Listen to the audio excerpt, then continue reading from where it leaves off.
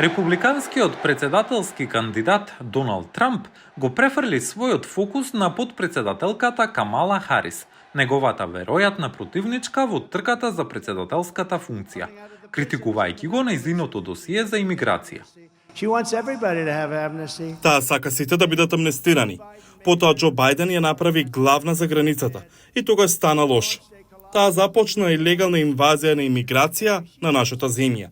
Таа рече: влезете. Се сеќавате?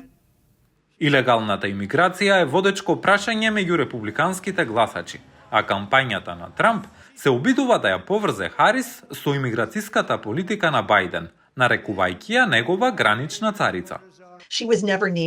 Таа никогаш не била именувана дека е најдобра за границата. Всушност, границата воопшто и не беше приоритетно прашање. На почетокот на администрацијата на Бајден, на Харис и беше доделена задача да ја намали миграцијата до јужната граница на САД, во соработка со централноамериканските нации Гватемала, Хондурас и Ел Салвадор. Таа беше задолжена за развојна стратегија и преземање обврски за развојна помош и инвестиции во 3 земји од Северниот триаголник за да помогне во намалувањето на така наречените фактори на притисок за миграција.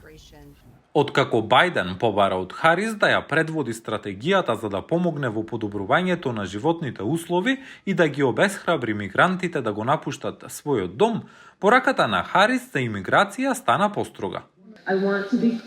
Сакам јасно да им кажам на луѓето во овој регион кои размислуваат за тоа опасно патување до границата меѓу САД и Мексико. Не доаѓајте. Трамп вели дека досието на Харис покажува дека таа е ултралиберална во однос на имиграцијата. Камала гласаше градовите да добијат засолништа. Ја поддржува декриминализацијата на нелегалните гранични премини и поддржува масовна амнестија за сите илегалци. Запомнете го тоа. Републиканците во представничкиот дом усвоија резолуција со која се осудува администрацијата на Бајден и неговата гранична царица Камала Харис за необезбедување на границата. Водечкиот демократ во представничкиот дом Хаким Џефрис вели дека републиканците лажат за Харис затоа што немаат план да се справат со предизвиците на границата. Подпредседателката не беше главна за границата.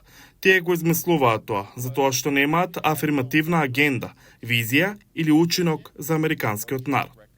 Адвокатот за имиграција Хектор Квирога вели дека е потребна имиграцијска реформа, без разлика кој ќе биде избран за председател. Имаме повеќе од 3 милиони предмети заглавени во судовите. Нема доволно суди за имиграција. Тоа го кажуваме долго време. Администрацијата на Бајден вели дека бележи напредок на границата, известувајќи дека апсењата за илегални преминувања од Мексико во јуни биле најниски од кој било месец за време на председателствувањето на Бајден.